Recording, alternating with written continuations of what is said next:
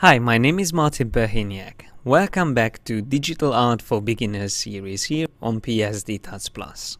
Today we are going to continue talking about how to shade objects to make them look 3D. And as I said in the last episode, where we were talking about planar geoforms, like the box, now we need to learn more about round geoforms, like the cylinder, cone, and sphere. We are going to use the terms that we have learned in the previous episode, so I'm going to refer to that one. If you want to continue and follow along, I highly recommend to watch the previous episode. So it's in the same series. You can easily find it under the session page, just like all the other previous episodes. But to start this episode with, I'm going to draw a cylinder.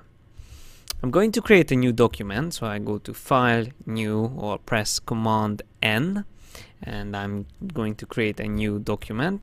The size doesn't matter, but then what is important is to go to the 3D options and choose New Shape from Layer and choose Cylinder. Now this option is only available in the extended version of Photoshop and also only in CS4 and CS5. If you don't have these versions, then you can just simply draw a cylinder based on the things that we've learned in the perspective episode. I just find this a quicker way to quickly create a form, and actually it's already shaded, so we even have a shading on it. I'm using the 3D rotate tool just to turn this cylinder around a bit.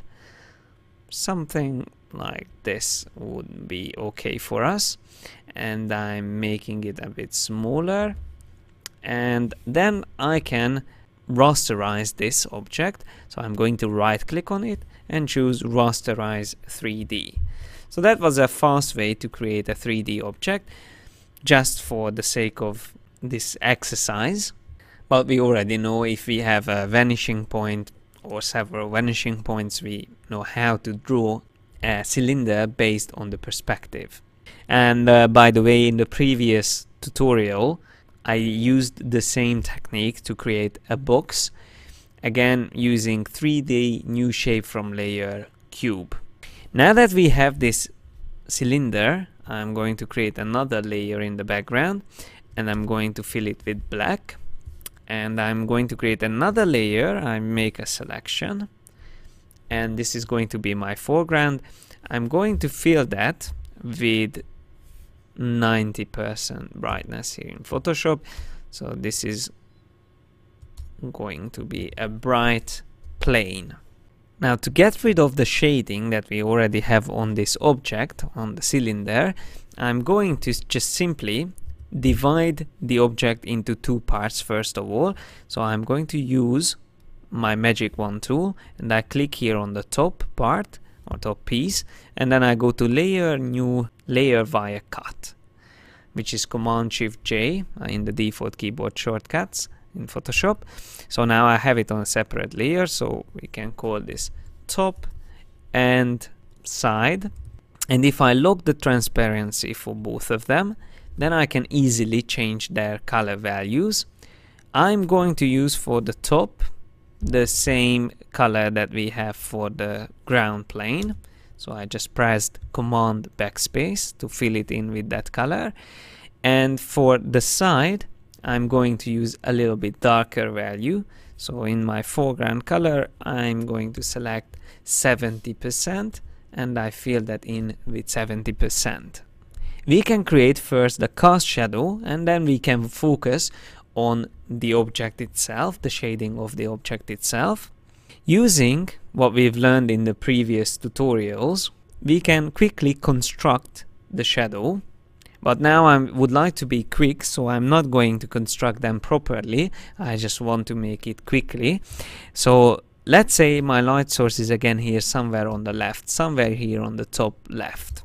And the light source is the sun, so the light won't radiate. All lines from the light source will be parallel. So let's say the light source is somewhere from here.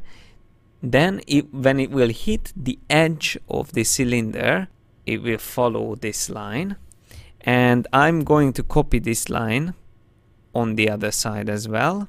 So as you can see, they are parallel to each other. Now all I need is another 2 lines coming from the object itself, and I can play with the placement of the light source. I can change the angle, or I can make it completely straight if it's a side lighting, and then I make just a guess on the other edge of the ellipse, and I try to draw a parallel line to this one here on the bottom, and these 2 lines defined the edges of the shadow. Now I just need to connect them, and for that I'm going to use the pen tool. Just like in the previous examples, I'm using a fill shape with the pen tool, and I'm connecting these lines. Here, if I zoom closer, you will see what I'm doing. I'm defining a curve, click, and defining this curve onto that line. If you don't know how to work with the pen tool, I recommend to go to the basics session here on PSD Touch Plus, and there is a lesson about working with the pen tool. Now I have the shadow, I put this below the object itself, and I hide all these construction lines so I can delete them. I'm going to repeat what we've learned in the previous tutorial to create a more realistic shadow. I'm going to first turn it into a smart object, so right click on the layer, choose convert to smart object, then go to filter, blur, Gaussian blur, use a blur on it. In this case I'm just going to use a slide blur, something like 6 or 7. Then select the mask, the filter mask, use a black and white linear gradient like this, and then I command click on the mask and make sure that the object is selected now, and then I click on create a mask. The mask is created. I just need to invert it pressing command I. Once again, I used exactly the same technique in the previous episode, so this is just an exercise repeating the same steps. So if you want to learn this technique, just go back to the previous episode. So now we have a nice shadow, and we can play a bit with the density as well, just to see the edge of the shadow as well. So we have quite realistic shadow here on the bottom.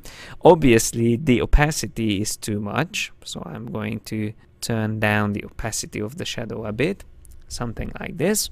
And all I need now on this object is to define the shadows on the object itself. The basic rule with round objects is that you have on the object itself, on the round shape, a core shadow. So we have the cast shadow on the plane. This is the cast shadow, but we also have a core shadow, which is the darkest part of the object itself, and this core shadow always lines up with the cast shadow. You will see in a minute what I mean. In the previous episode, we used the burn and the dodge tool to brighten and darken the sides of the object. I'm going to show you now another way to do it. This is more non-destructive way to do changes, value changes on the sides of an object. I'm going to create a new layer, and I alt click between this new layer and the side layers. That will create a clipping mask. Again, if you don't know about clipping masks, visit the basics tutorial series. So that's a clipping mask, and I'm going to draw with my brush tool on this layer, but it will make sure that I have the original side layer untouched. So whenever I want to make changes, I can always make changes on this separate layer, and the side layer is only to capture the form and to keep the base color separately. So that's a really useful thing. It's a non-destructive way to add and remove values. So I'm going to use the brush tool, and I make my brush larger, and I make it softer. It's Control Alt and click, or right click on the PC, and then just drag around up and down to change the hardness, and right and left to change the size of your brush. It's only in CS5 and CS4, this feature. So I'm going to use the numbers on my keyboard, and I'm going to change the opacity of my brush to 5%. I press 0, 5, one after each other. That changes the opacity quickly to 5%. And I turn off pressure sensitivity. In this case, I don't need it. And I'm going to start drawing on the image. I'm going to start drawing here in the middle. I go through it a couple of times. Then I make my brush smaller, and I continue doing the same thing. And I also hold down Shift to be able to draw vertical line. I made my brush again smaller.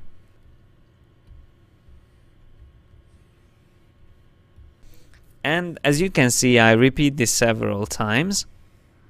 But what I would like to achieve is to have the darkest value here lined up with my cast shadow, and that is the core shadow on the object. So that is the darkest value. If the light source is somewhere here on the left, then the core shadow will be here in the middle.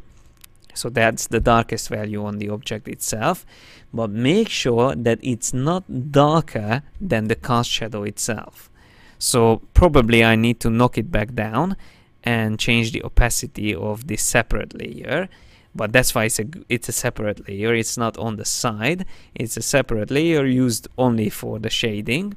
So I can reduce the opacity of that, and even though it's not that strong, we still see that it's there in the middle.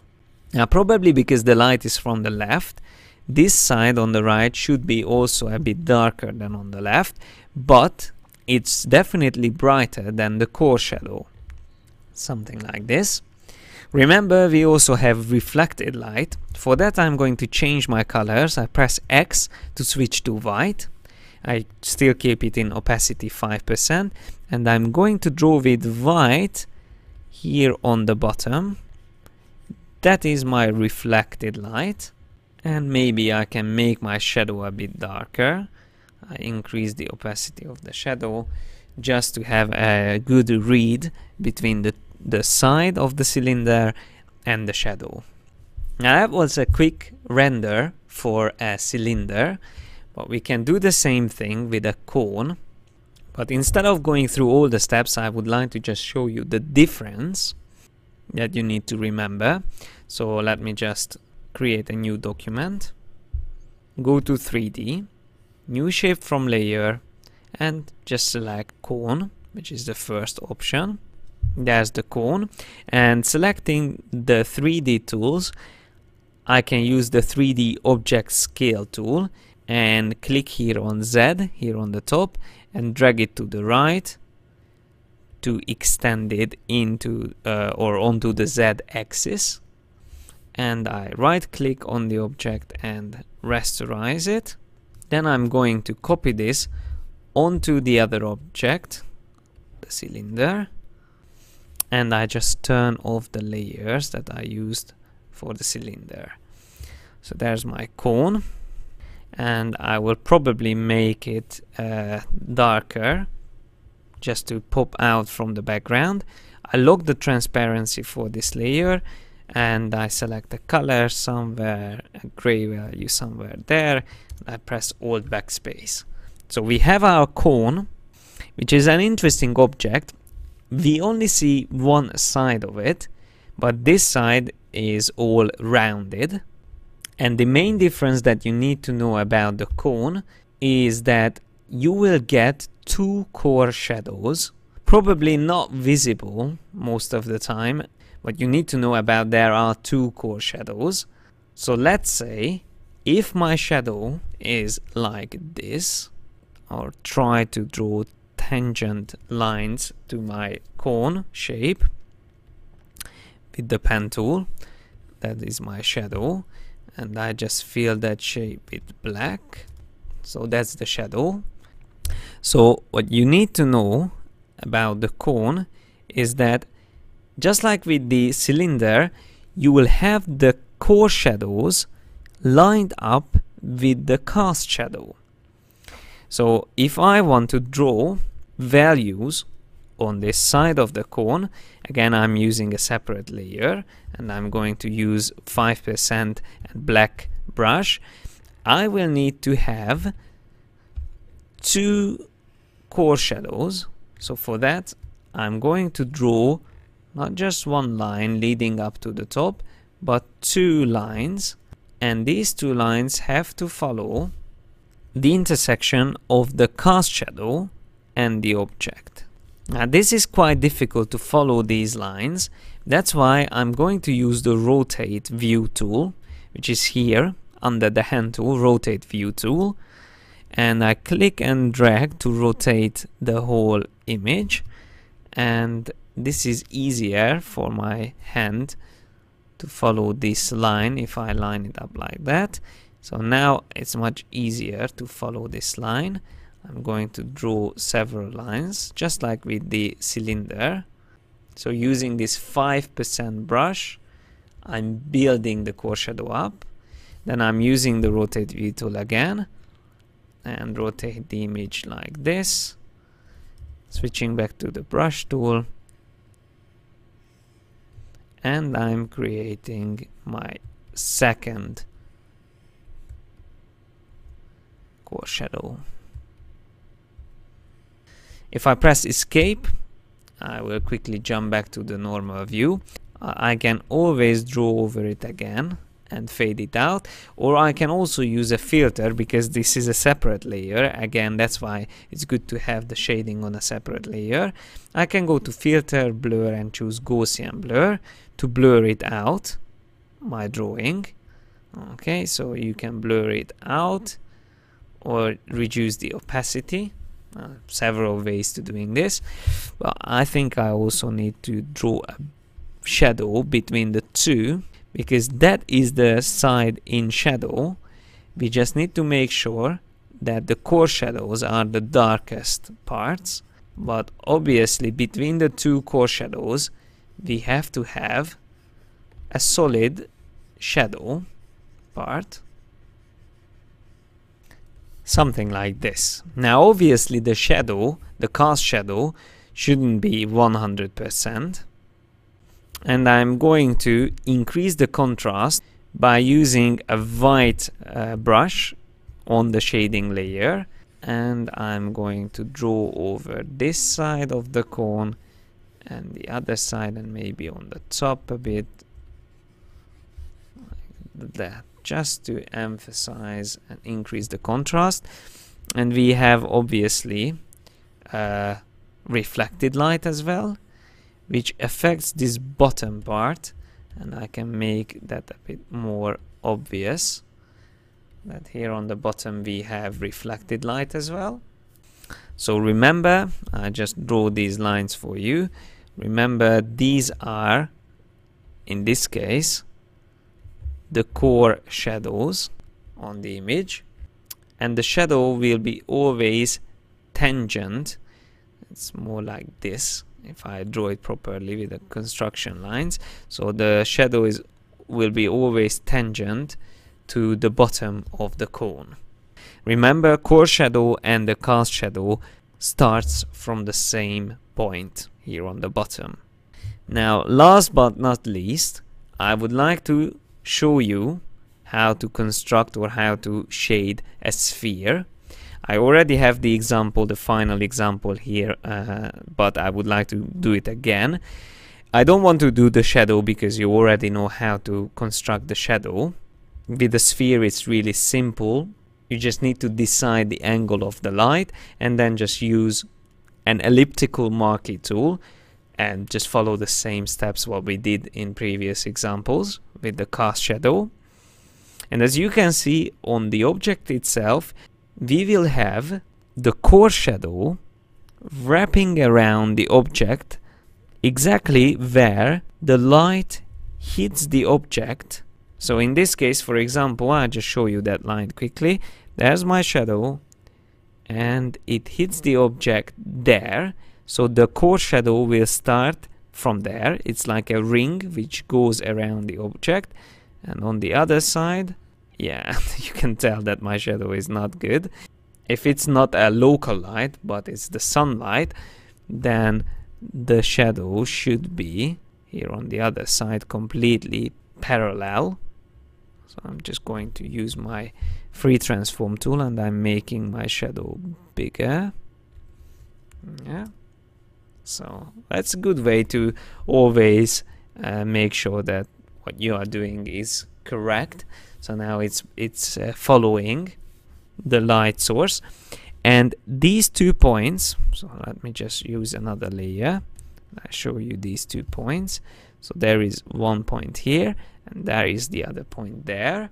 If I would draw an ellipse between these points, these 2 points, there's my ellipse, and there's the main axis of the ellipse.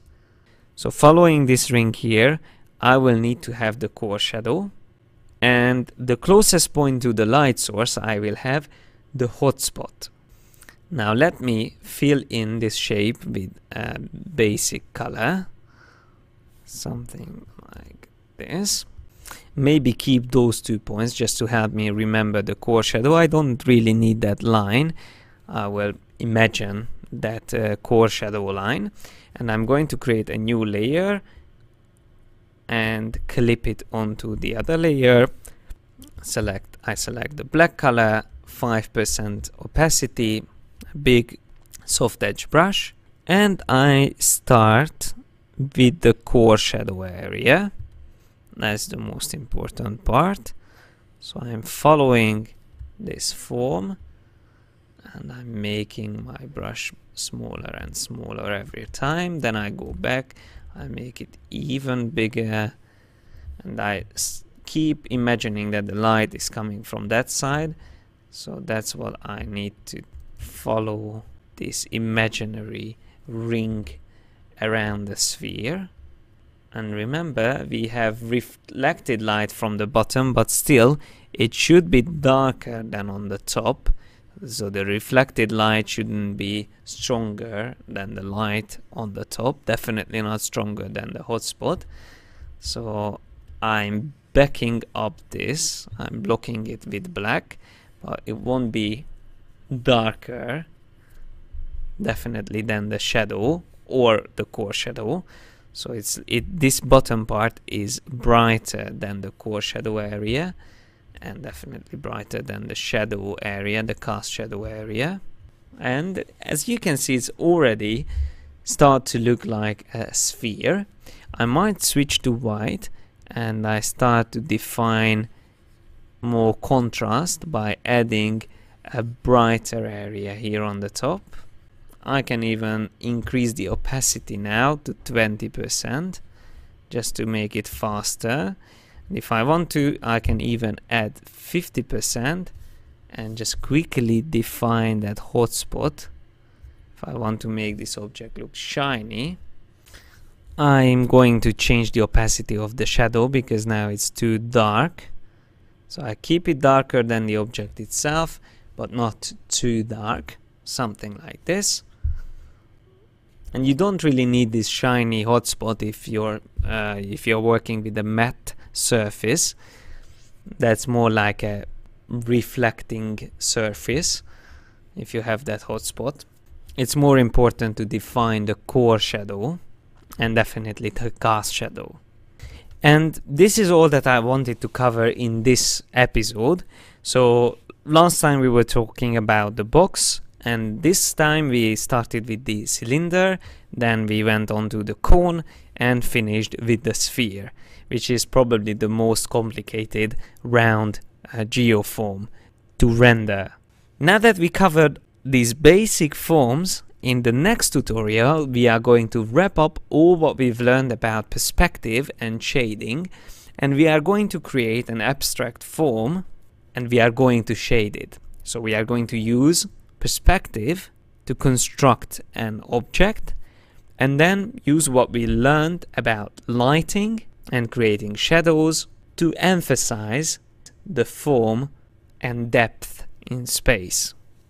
I hope you found this tutorial useful, and I hope it wasn't boring for you. This is again a typical art class topic, but completely everything done in Photoshop. And of course, as always, I try to simplify all these theories to help you learn these principles as easily as possible. So I hope you enjoyed it. Thanks for your attention and see you next time.